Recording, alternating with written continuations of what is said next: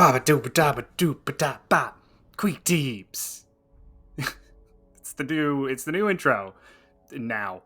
Alright, so I realize that I've been suggesting these videos to a lot of people, but these tips that I've been making are some more advanced ones later in the game, Act 3 type stuff.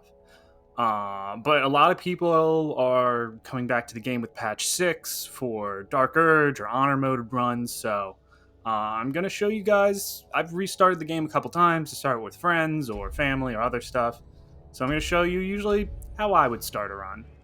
Of course, I'm going to do it in Honor Mode because it's more fun in Honor Mode, but I did realize immediately that it'll be difficult to show Teeps if I can't save and restart. But we'll deal with that issue never. So I have run through this game partway with a Gale run that got glitched out. I've run through a whole Honor Mode with Will. And I even finished a Tactician run with the Dark Urge, I believe. Different amounts of running through things. Alright, time for the best character. It is Karlach time. She is best girl. We gotta love her. She has some excellent starting features like Dark Vision and Fire Resist. Thaumaturgy will help us with our intimidation checks. She starts with Rage, which is great. Unarmored Defense, which means we can wear rags like we are and add Con and Dex for armor. And the Outlander background. Good one. Starts with Athletics and Survival. Alright, Quick Teep number 1. Look at these numbers. Make them even. I have no earthly idea why they make all these odd numbers, but in D&D, only the even numbers above 10 count and the odd numbers below 10. The odd numbers thing doesn't really matter because we can't go below 8. But here, just make sure with your starting characters and any characters you recruit, the first thing you want to do is make sure that their stats are fixed. So this is Barbarian Strength build. And my Unarmored Defense, I could, work this so that, a 16 in both will give me a +3 from Dex, a +3 from Con. So to the 10 armor that, a shirt usually provides, I'll now have, an armor class of 16. But I have bigger and stupider plans for Karlach in the future, so it doesn't really matter. Right now, I'm just leaving this as a good strength con focused stat build. Moving on to different skills that you want. Outlander is providing you with strength and survival at base, which those are fantastic. Strength is great for shoving and jumping. Survival is great for finding buried treasure, as well as a few other niche things. Perception is what I've chosen here because it's the best skill in the entire game. And Intimidation, because I like to have some way to interact with things charismatically. As far as a Guardian goes, this was such a confusing part of the game for me that I just went with the default. I started with a Cleric, so I was like, is this my Guardian Angel? Is this my Guardian my parent? Why am I designing them? I don't know. Just start with whatever. Whatever you think is the most fun to look at. Yeah. And now we're moving on to Karlach's Big Awakening. I don't know if she's supposed to or not, but for some reason Karlach doesn't have Infernal Eyes, like the Dark Scalera. Alright, now that we're jumping in, Quick Teep 1 was the even numbers. Quick Teep 2, your Hotbar, as we can see at the bottom. This you're able to increase the size of or decrease with the plus or minuses. But you are also able to unlock it and move things around on it. I usually like to set up a semi-consistent method between everyone. Something like ranged weapons melee is short rest activities, long rest things. I usually keep passives and items in the furthest little divider, spells and abilities in the middle one. Rage for us is something that will come back on long rests. Quick Teep number 2. You gotta be careful with your rages. For some reason, they don't come back on short rests, even though we have these two.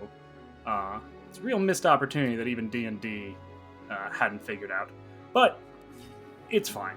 Quick Teep number whatever the hell. Check ask on all reactions. We are adults, and we love to be asked questions. I guess we're not all adults. Either way, questions are great. Another one, Quick Teeps, passives. This is to toggle a non-lethal strike. I like to put this onto each of my characters because you never know when you don't want to kill someone. My first run with Gale, I barely killed anyone unless I really, really thought they were evil. It unlocks some interesting things, and it's just, it's a neat, like, power fantasy to be your good guy who doesn't even kill. Plus, it's super important for certain missions if you need to take someone alive. But beyond all that, we start with our basic equipment.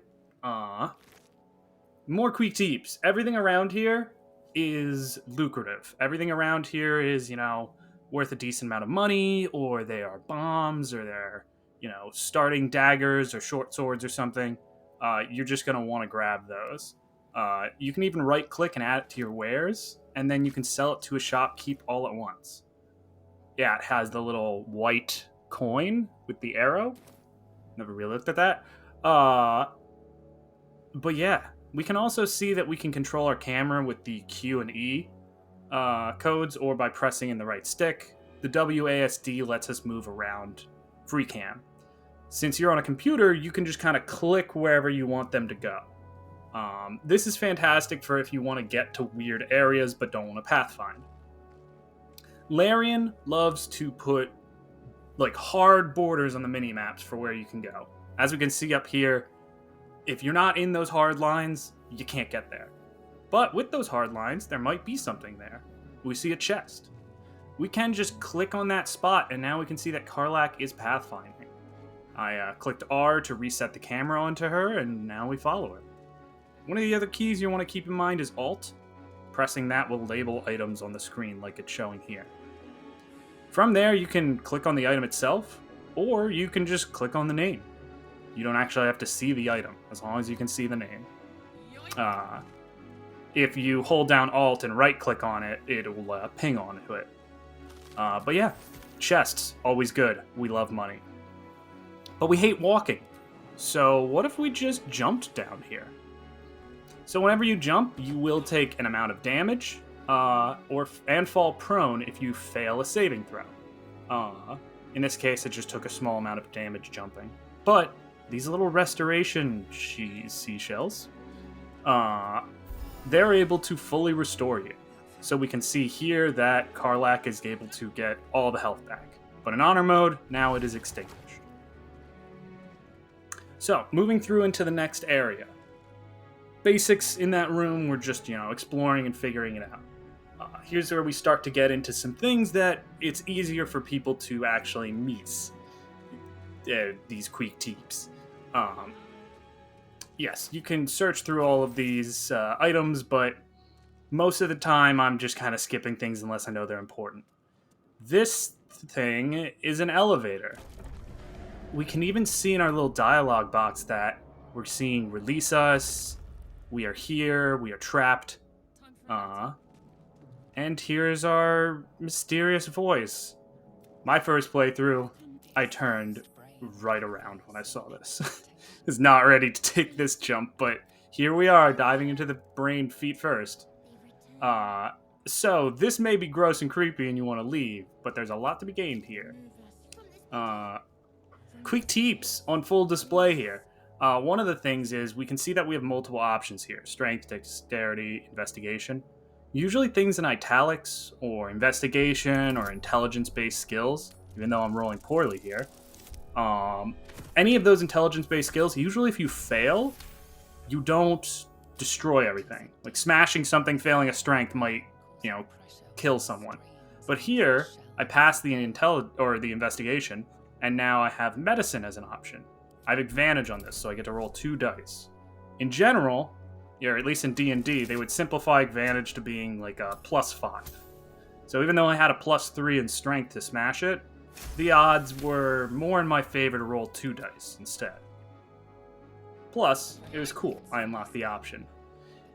I'm skipping through a lot of dialogue in this because I've seen it, and these are supposed to be Teeps. You should play the game. Go out and buy it. I'm literally playing it right now. It's great. So, if you don't mutilate this thing and just free it, you have a little gooey companion with you throughout this whole thing. I would suggest not mutilating it. Us is cool. They're just cool with hanging out with you.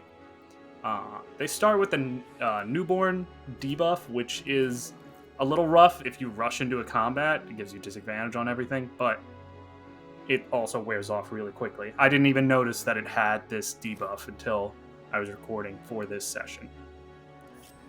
But yeah, moving on from that, another Queek Teep. We're going to have to get this guy out of here. Elevators and all that. Yeah, we can see that he has the basic claw attack and no longer has disadvantage from not being newborn. Elevators. They should be easier to use, but they're not. You have to make sure whoever's with you, like us just did, gets onto the elevator with you.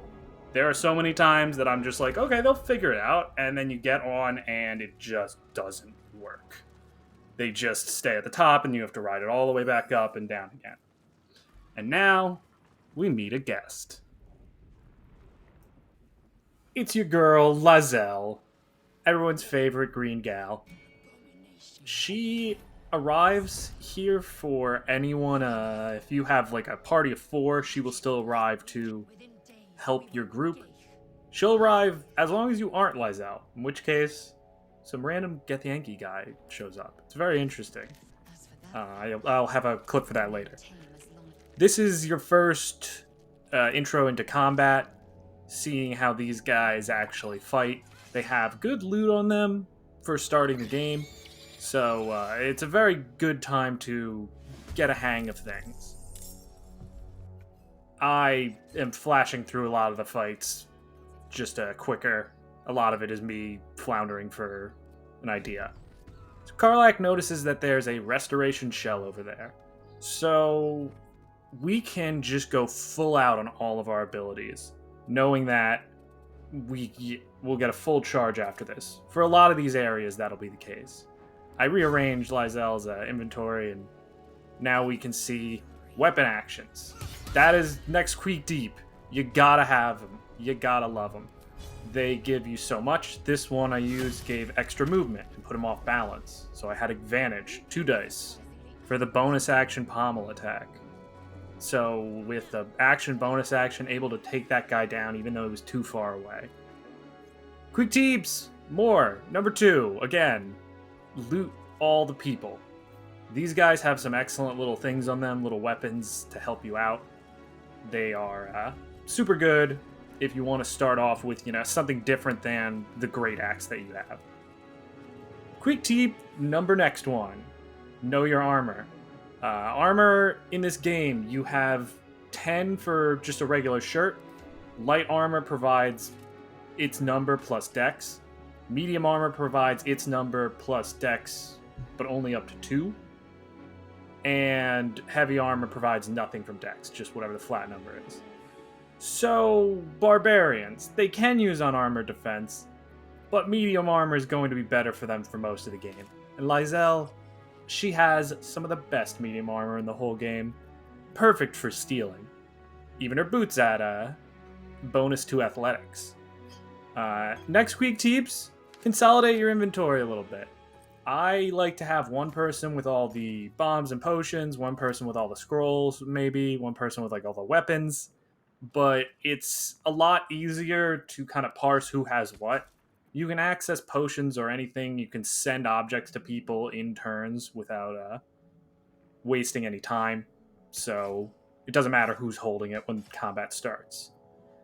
Another thing, low level, really consider 2-weapon fighting. 2-weapon fighting allows you to take, essentially, 2 attacks. One with your action, one with your bonus action. If you're someone like a rogue or a paladin, you can get sneak, or you can smite.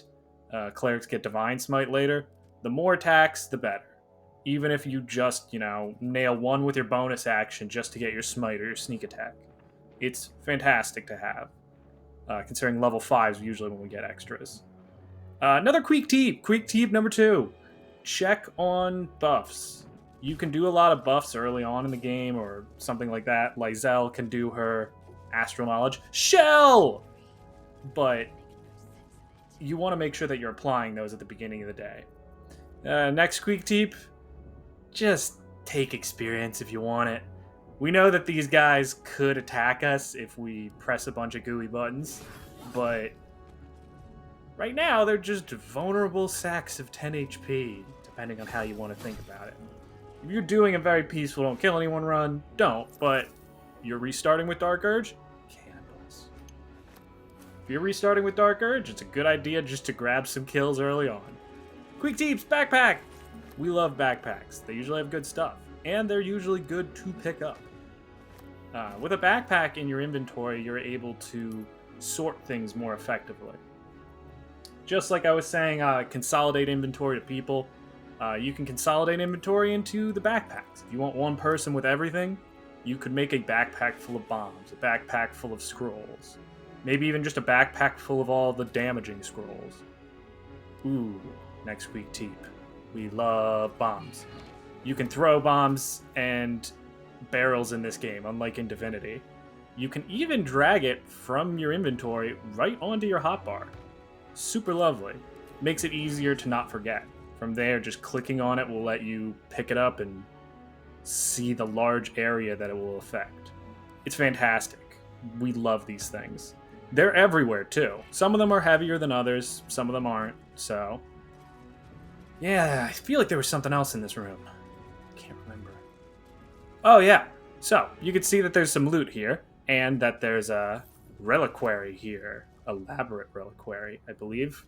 That's how you pronounce that? But this is our first locked item. I don't know what we're gonna do. We don't even have thieves' tools. Wait a minute. You could just take it. So, yeah, if you can't unlock a chest, just take it. You can always break it later, or get the lock to open. So now we should be good to leave. I'm pretty sure we grabbed everything we needed from that area. There's something we were missing. Oh yeah, there's one more room. But yeah, chests. Other bonus thing with chests, you don't actually need to lockpick them. Unless you're breaking them with, explosives or things that cause fire. You can just break open chests without lockpicking them, and all the loot will be retained inside. None of it will be lost. Now, if you blow it up with explosive arrows and stuff, you might blow up the treasure. Ooh. Bonus Teep. You've been seeing these mines? Grab them. They might be useful later. Yes, thank you. I like that she said not now, interrupting the looting. But yeah, we also found a golden key on that one person. And now, an orange bordered item in this Eldritch Rune, whatever. Yeah, but the key is something important. Anyone can access any key from anyone's inventory. And you can just drag weapons, items, and other stuff to your friends or directly into the world, as you saw there. You don't need to right-click, do drop into the world, nothing like that.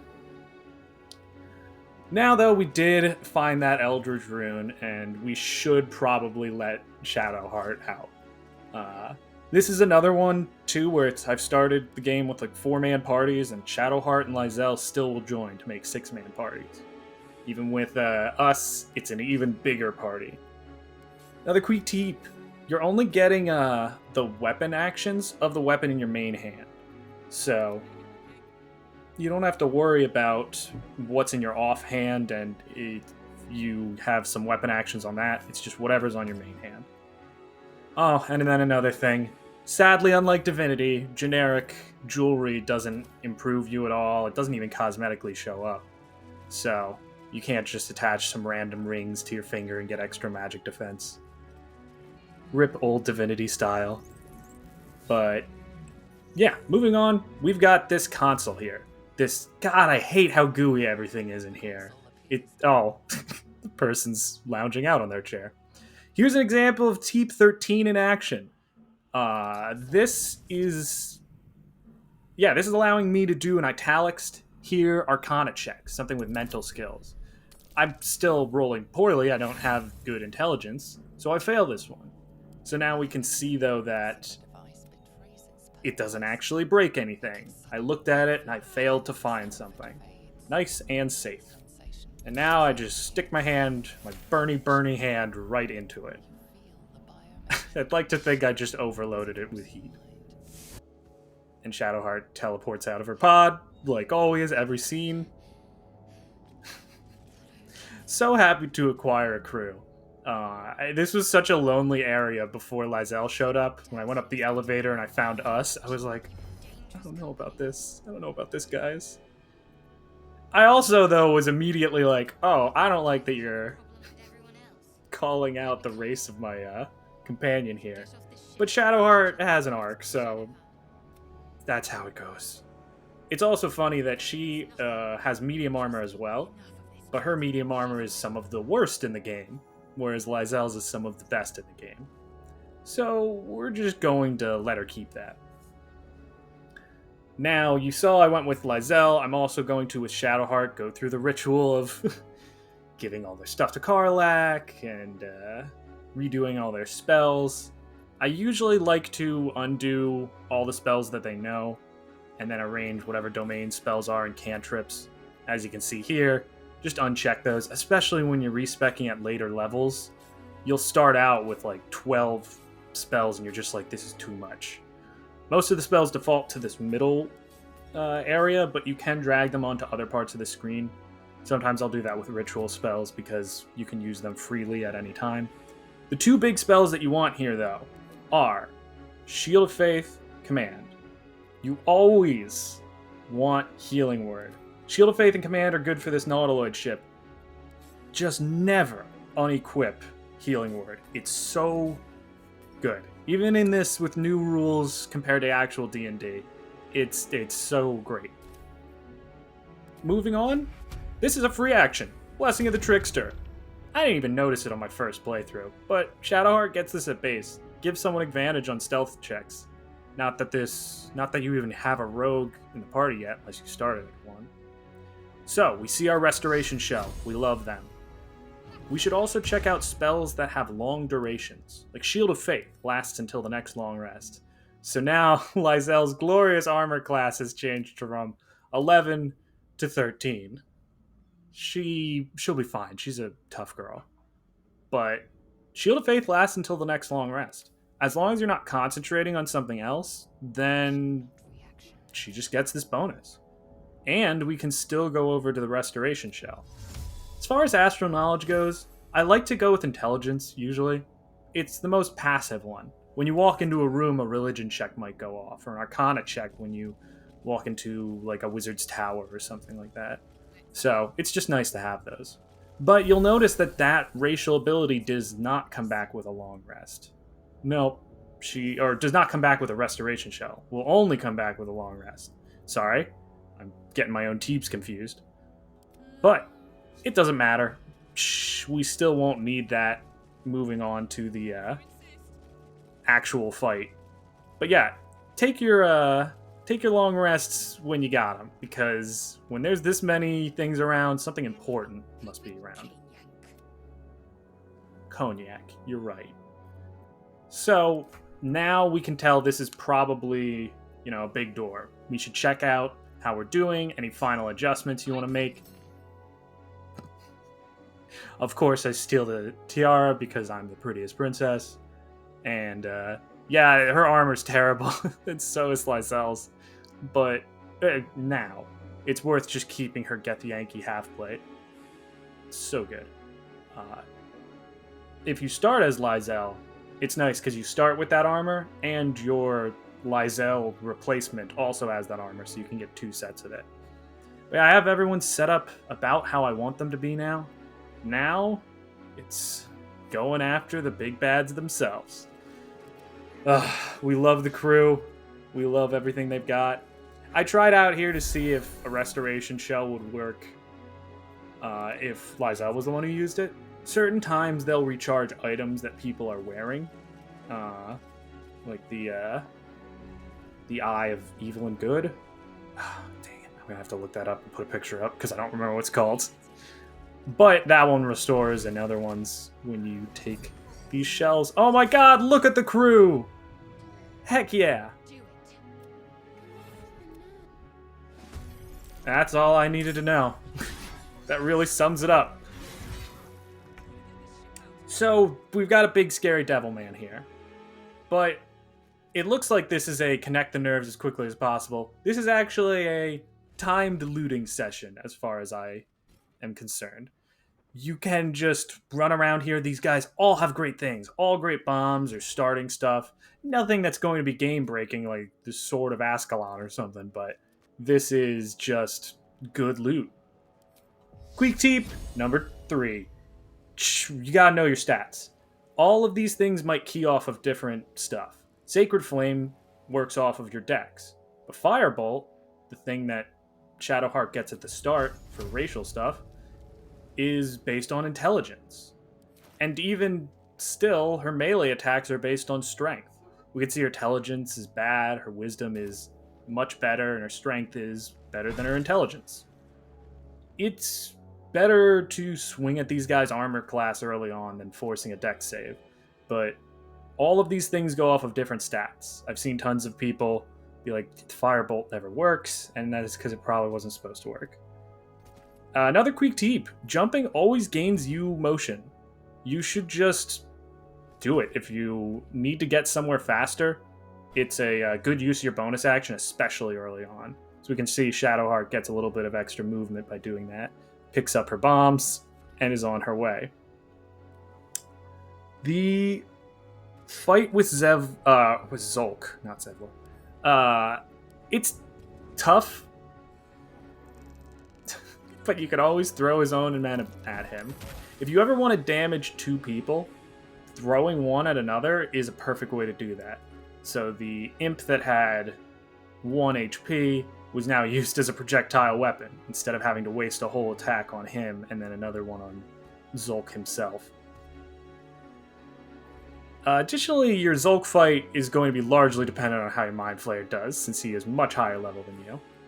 But there's something very, very useful to grab off of Zulk, even if you're not looking for the achievement for beating him. He's got the famous Everflame blade. Look at it mess up our Illithid ally. So this is why we prepared command early on. We are going to make him drop his sword so that we can pick it up. There's many weapons that you can only obtain through disarming in this manner or through superiority dice with the Battle Master. But now you're able to just full steal it. You've got the big bad sword. We send that to Karlach because who knows where Shadowheart will end up after this. We can also see that one regular punch from him does 6 damage because of his strength, so he's still a very scary enemy. Anytime you cross that threshold with someone who isn't a follower, you will get that message. Another thing, on followers' assistance summons, you can enable their reactions to be an ask. I didn't think you could do that for a while because I couldn't get to the menu without having to press the actual ask. But another one, you're gonna want to keep your companions alive. They can die, and their deaths are more permanent than yours. If Us dies here, you won't be able to see them again later in the game. Whereas if Lizelle goes down here, you could always get her up or possibly revive her later through nefarious or not nefarious means. Keeping people alive, though, is just a good call. As far as these teeps go, we're moving on to our last teep, number 39. This fight will end once you get to the transponder. This is good because if you want to be jumping around, grabbing loot, getting one last hit off on Zulk before ending it, you can have someone just poised and sitting at the monitor. And once, things are looking tough or you're like, uh-oh, this is a breakdown in the combat, you can just have them press the escape button and move out of the tutorial. I'm going to be making another video on this, taking down the start of the game, because, as I mentioned with this is just the beginning. They build everyone's stats weird, and weapons and other key items are kind of hidden or not really talked about. You get some of the best items off of some of the strangest places. So I'll be making a little video about how I will start after you get off the Nautiloid ship. For now, though, it's been a lovely time. I've been happy giving all these teeps. and getting double crits on Zulk. It's really hard to take him down. Actually, I don't even know if it's super hard. It's definitely tedious. But the achievement is nice. We do love it. Even all these crits. None of my weapons are magic, so he is not... I think he's taking half damage and then maybe a reduction after that. I got my last couple hits off, and then we call our way out of here with Shadowheart. That's been all the Queek Teeps. Tell me what you thought. If you've got other areas you want to see, like how to start the Underdark or how to start the Mountain Pass or something like that, let me know, and I'll make them. Otherwise, bye. Enjoy your day. Skibbity deep dop bop ba dop. This is the outro song. Cut this part out. Me.